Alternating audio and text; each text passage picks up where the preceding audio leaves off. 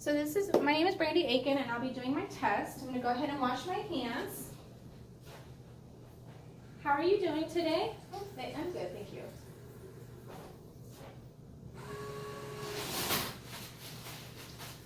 So the first test I'm going to start off with, because my patient would be walking into her room, into the room that we're going to be discussing, I'm going to have her do a heel-to-toe test. Go ahead and do a heel-to-toe test, walking straight to the bed. Thank you.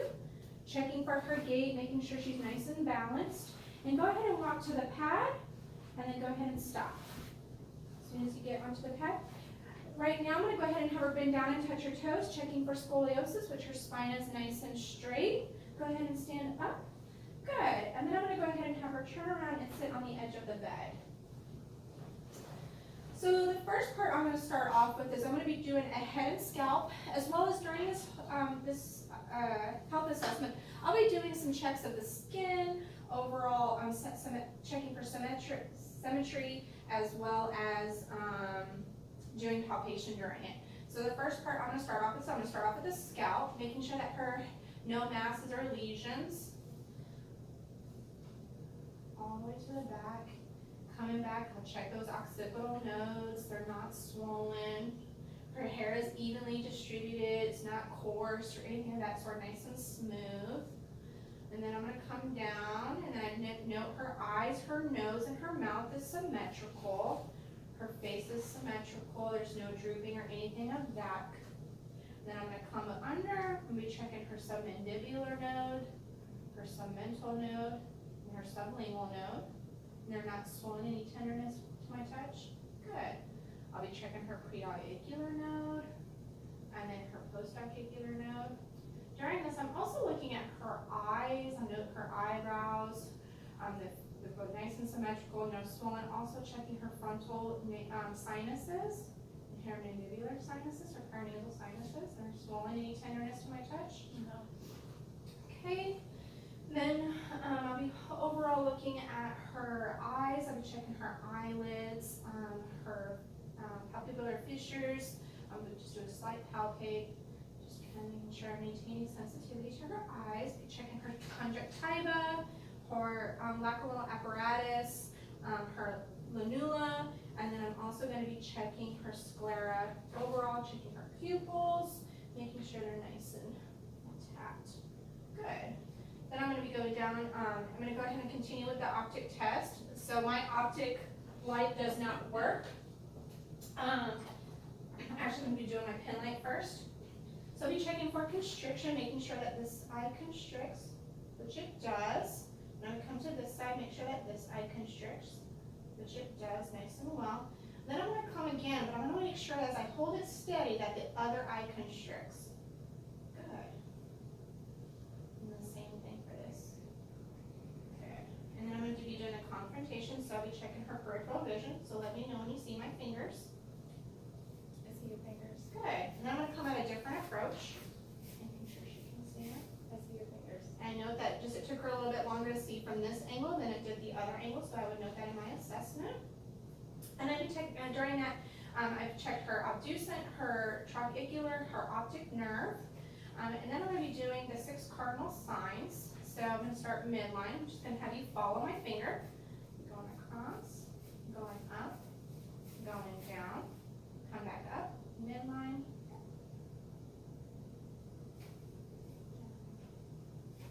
midline. Okay. Then I'm going to grab my light. Now my light doesn't work, but I would make sure that my setting was good. I'd be checking for the red light, the red reflex. I would go with the same eye to the same eye, so I would turn it on, make sure it's set, and I would look, and then I would come closer because I saw the red light, come closer, come closer. Here I'd be checking for her optic disc, checking for her retinal vessels, making sure there's no issues there, making sure her lens is nice and intact, which is good. And then I'm going to be coming to the other eye, checking the same thing, good. Her optic disc, everything looks nice and intact, no retinal hemorrhages, anything of that sort. Her eye looks good. Then I would go ahead and have her, I'm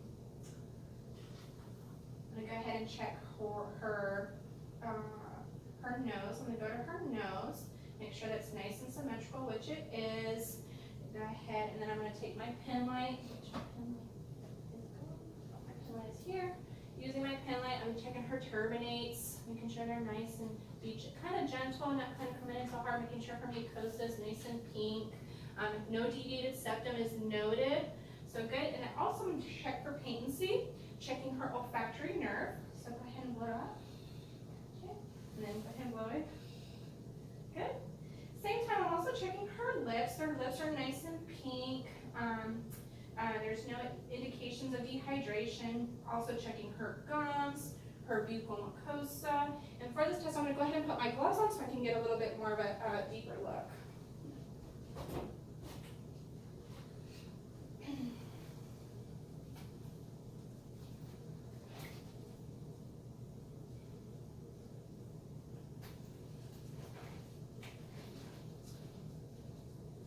I'm going to put my finger in there.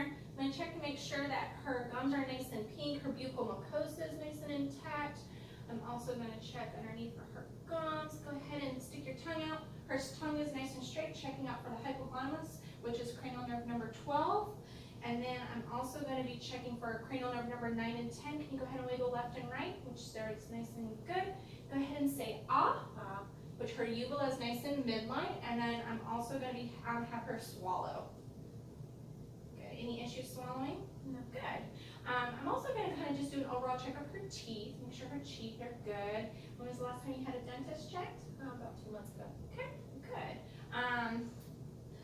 Then I'm going to check her frenulum, and then I'm going to check for Wenson's and Stenson's ducts, which they're good, nice and good, and her frenulum, no indication of tongue-tied there.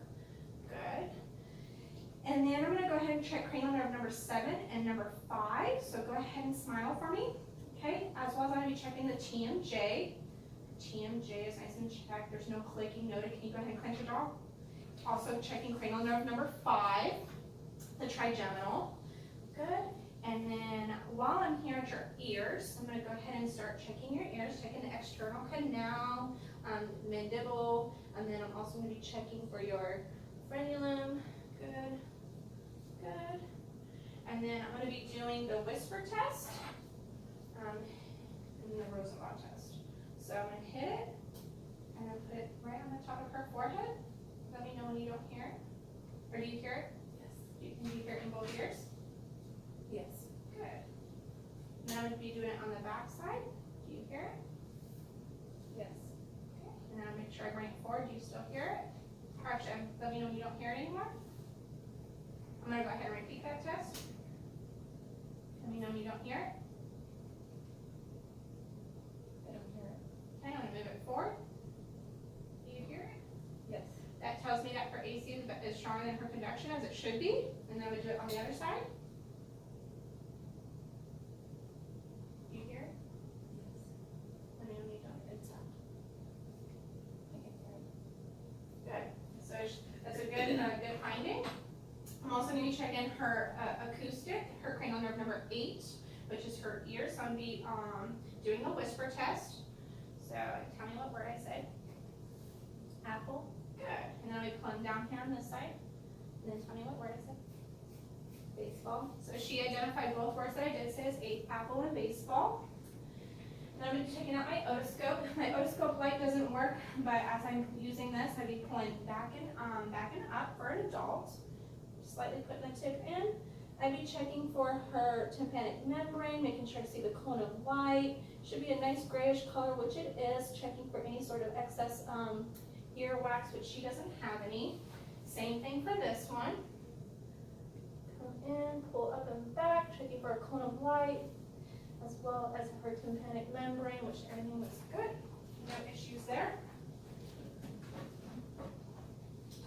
So I'm going to be checking her temporal pulses, which they're nice and strong and reactive bilaterally. I'm going to come down to her carotid. Her carotid arteries are nice and reactive. I'm going to go ahead and do her deep chains while I'm here, checking her anterior, which I don't feel any. They're not swollen or anything. Her posterior, they're not swollen. Then I'm going to have her turn her head to the left, so I can feel that deep chain, which is right there down there in that sternobascoid area, which is good. I'm going to have to check the other side. Go ahead and do the other side. no issues, no swelling, no tenderness to the site. While I'm here, I also just checked her range of motion for her neck. She was able to turn left and right. I'm also going to be checking for cranial nerve number 11. Go ahead and lift your shoulders up. Good. Her spinal accessory. Go ahead and lift them down. Also checking for resistance, which we'll cover later as far as on the musculoskeletal, so she's making sure her shoulders got nice strength. While I'm here, I know that she's got her carotid, which I'll also take here in a minute with my stethoscope, as well as I'm going to be looking for her thyroid, as well as her trachea. Her trachea is nice and midline, which is good. No issues there, no tenderness to the site.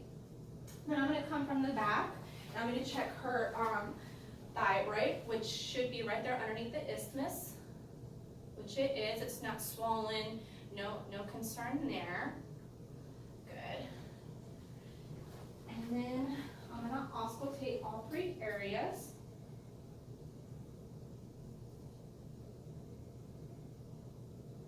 So I'm doing auscultating her carotid arteries right now. Good. Good. I'm going to use my bell so I can check for bruise.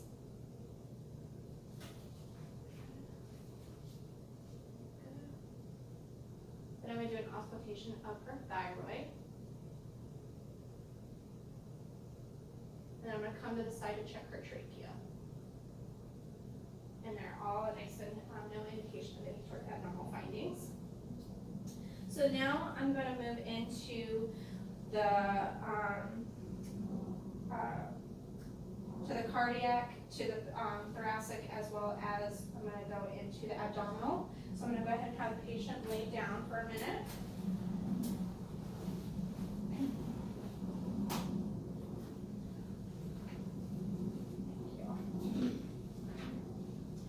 So while I'm up here, I'm going to start noting some part of her skin of her upper extremity since I'm already here. I'm going to be checking her skin, checking her brachial pulses, which they're nice and strong and reactive. I'm going to go down, make sure her hair is evenly distributed both sides, also checking her skin for any lesions, jaundice, her fingernails for any cyanosis, clubbing, as well as I'm going to do a capillary refill on both sides, which that side's less than 3 seconds, this side is less than 3 seconds. I'm also going to do an overall check of her nail bed, making sure that it's not adhesed to the skin, as well as there's no clubbing or contouring noted, which there's not on any of her fingers. And it's good on that side as well. Do a skin turgor for some hydration. And then I'm going to check her upper extremities for edema. And there's no edema present up here, and there's no edema present up here. As I move into the thoracic, one of the things that I'm going to note is that spinal accessory, the spinal mastoid muscle right here. Just palpate, doing an inspection as well. Due to the uniqueness of this test, I'm not going to have the patient lift her shirt up, but I would if we were in a more of a private, not going up on YouTube video. So some things that I'd be looking for her overall skin, as well as her thoracic area, is making sure that she doesn't have any retraction, she's not hard of breathing, her skin doesn't have any lesions on her upper extremity area, as well as I'm going to go ahead and palpate for any sort of crepitus or anything like that. And so I'm going to go ahead and have you say 99. 99, yeah. 99, good. 99, good. 99, good. 99, good. 99, good. And then I'm going to go into the same thing for the heart, so I would kind of palpate for any sort of murmurs or threshing or bruise. Good. So I'm going to just do her breast tissue. I'm not going to go too far into it. Okay. So then I'm going to auscultate her thoracic area, checking her lung sounds. I should hear bronchial, vesicular sounds. I'm going to be using the ladder formation. Take a nice deep breath in. Good. Every single time I move my bell. Good.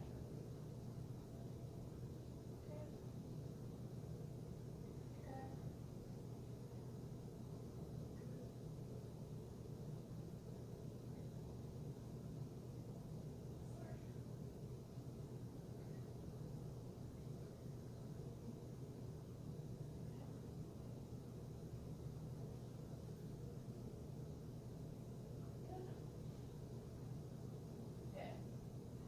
Next thing I'm going to move into, since I'm already auscultating, I'll be moving into the cardiovascular, which I'm going to start on the right side of the second intercostal space, and I'll be doing the aortic, and then I'm going to be moving into the left side, the second intercostal space, checking for the pulmonic. Good. Go down one intercostal space to the third, and that's going to be Erb's point. No murmurs, no rushing, anything noted. And then I'm going to be moving into the tricuspid, which is between the fourth and fifth intercostal space. And then I'm going to ask the patient to lift up her breast tissue a little bit so I can get right into the mitral valve, which is mid-clavicular line in the fifth intercostal space. Which there's a nice thudding noise going in, which is also known as the apex, which we're good there. As I'm up here, I'm going to go ahead and move into the abdominal. Okay, so first thing that I'm going to do for the abdominal is just note some of her overall skin. Her skin looks nice. There's no sort of lesions, no bumps, no signs of infection noted throughout her skin. Because we're doing the abdomen, I'm going to go straight into auscultation, and then I'll palpate after that and percuss after that.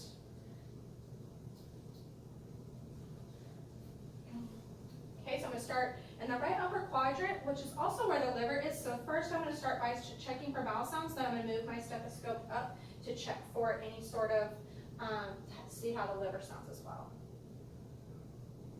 And there's bowel sounds present. Okay, and I'm going to move right up to auscultate the liver. Good. I'm going to move down to the right lower quadrant. There's bowel sounds present to the left upper quadrant. Okay, and then to the left lower quadrant. And then one of the things I would ask the patient is, have you had a bowel movement? Yes, I have.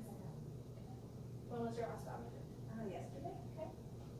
And I noted bowel sounds in all four quadrants. If I didn't, I would stay in each quadrant for a minimum of 5 minutes.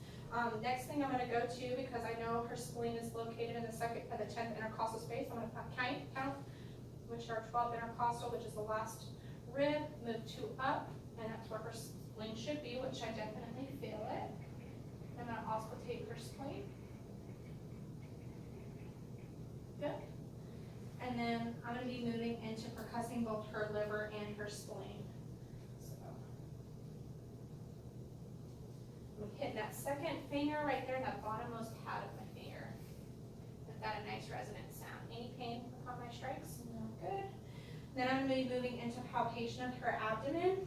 I know that I can hear bowel sounds. I know it's definitely a very active stomach right now, so I will take that into consideration as far as how deep I go, although I know I'm going to tell the patient it's going to be a little bit discomforting as I palpate. So I'll palpate. First thing I'm going to do is come up here and check the size of the liver. It's right underneath that right intercostal. I'll check up here. And during my percussion, I was able to assess where the liver ended and where it started. That's good. Then I'm going to move down to the right lower quadrant. Noting certain things for like her appendicitis, if there was any sort of tenderness, like McBurney's point, anything like that, that could be an indication. Then I moved up to the right upper quadrant and down to the lower quadrant. Okay?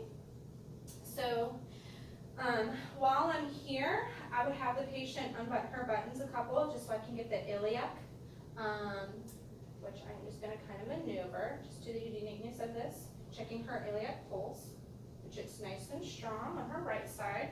And I'm going to go down to her left, just nice and strong there.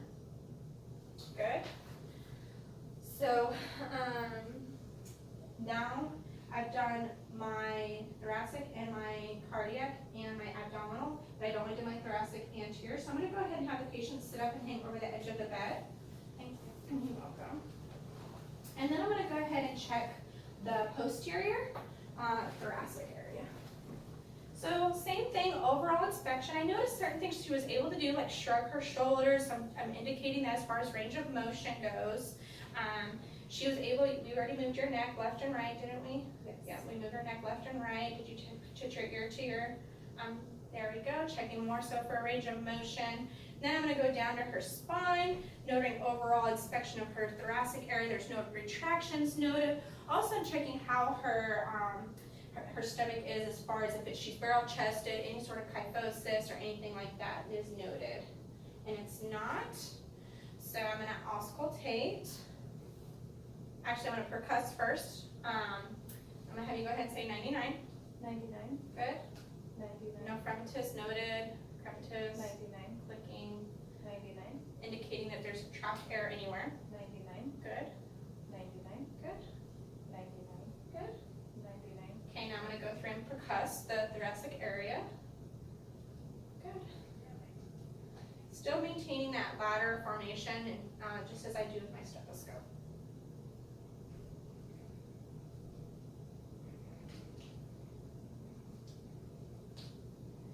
Good.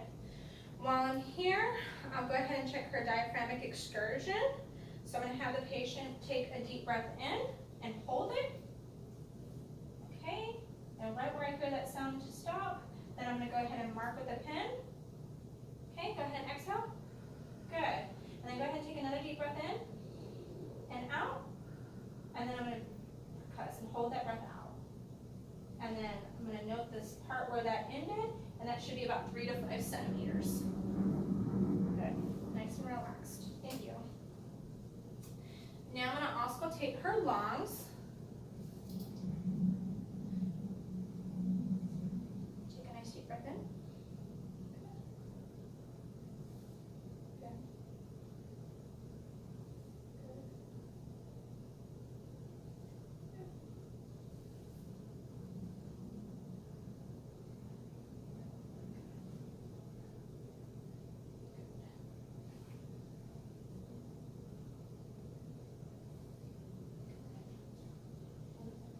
My last one, two, one deep breath.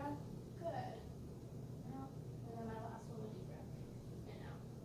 While I'm back here, I'm going to go ahead and auscultate her kidneys. Good. I'm going to do the other side. Good.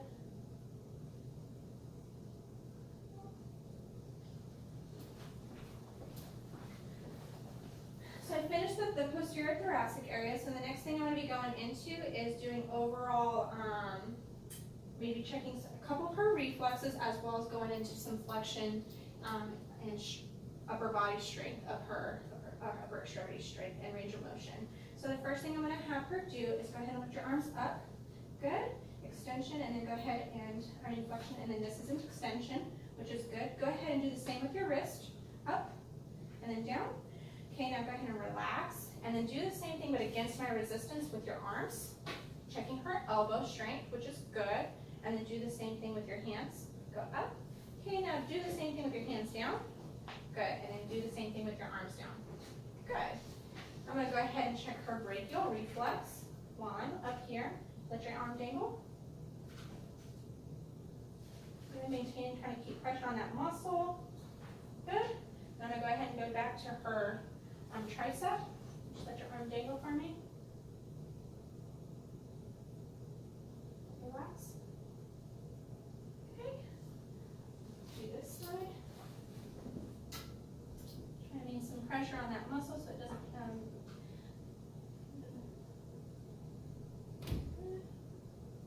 Good. And then relax.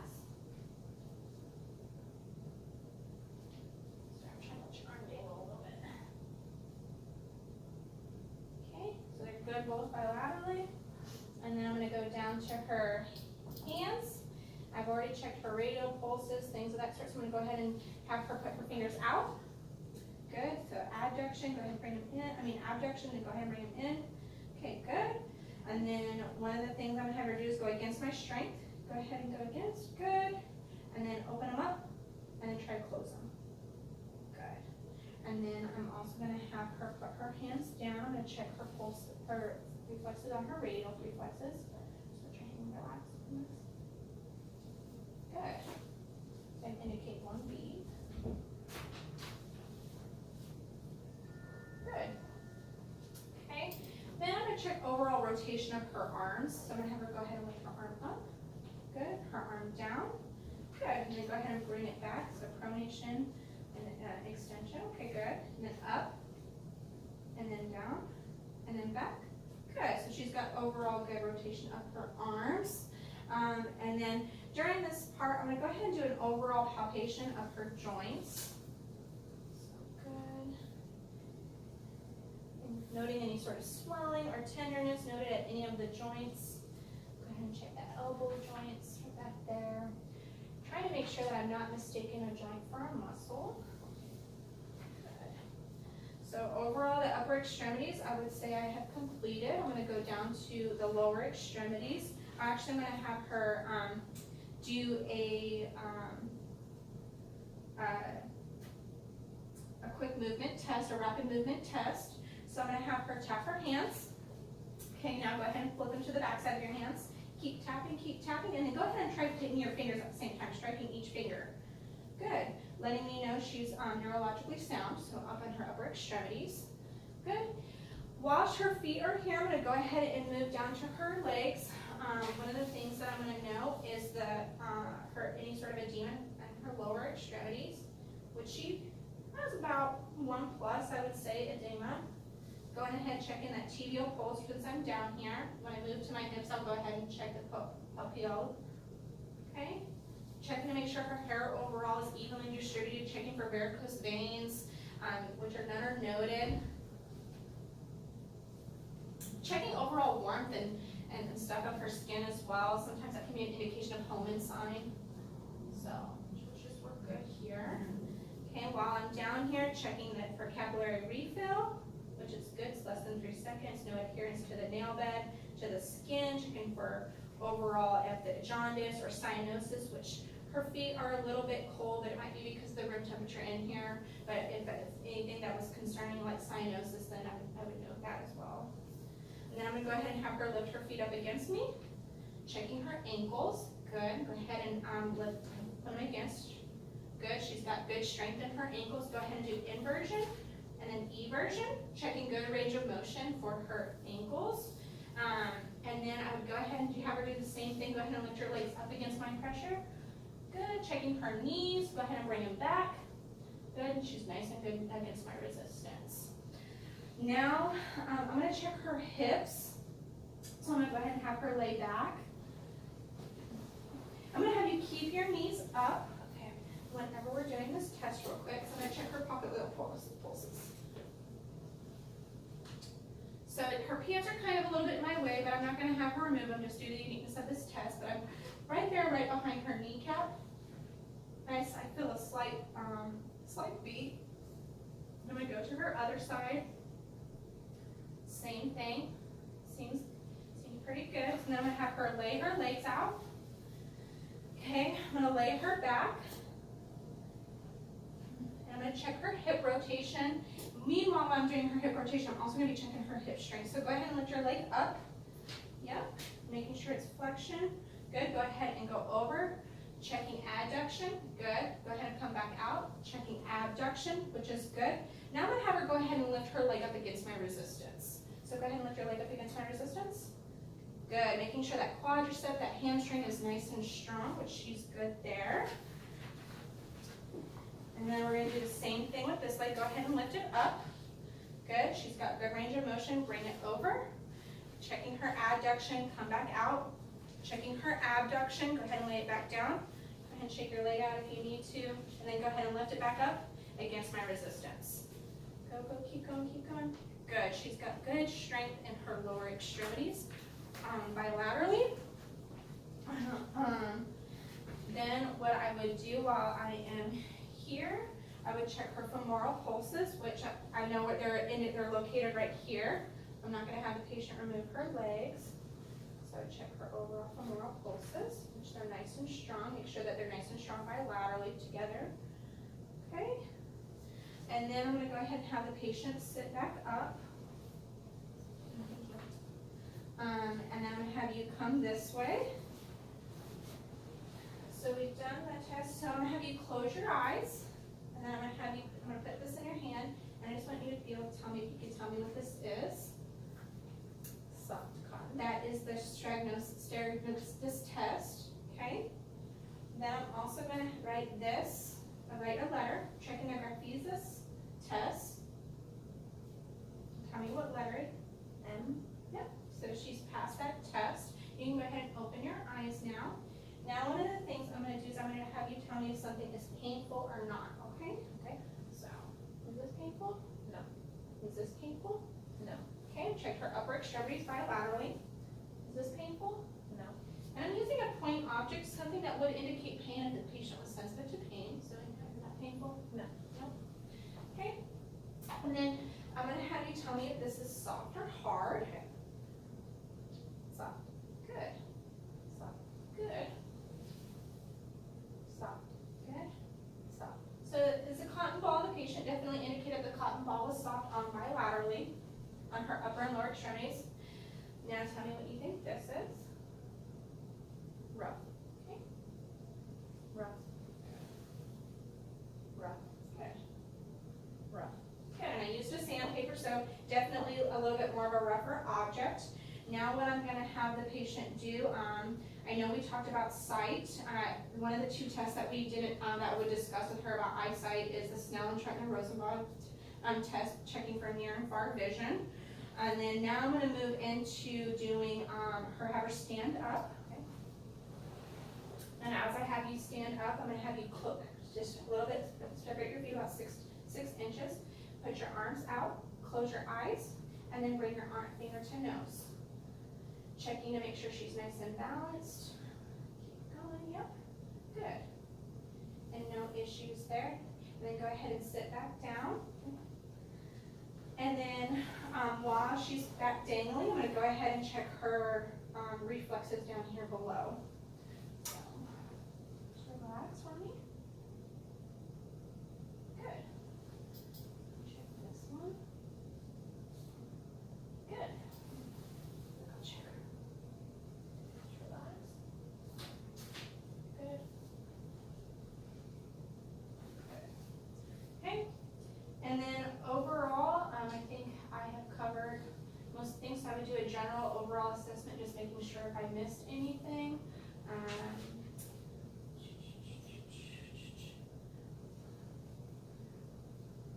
I think I've completed this test. I think overall, do you have any concerns for me? No, I think that was a very thorough test. Okay, thank you. I am done with my exams. Right now, I would indicate anything that I noted abnormally, and then I would also set up some referrals just in case needed. Thank you. You're welcome.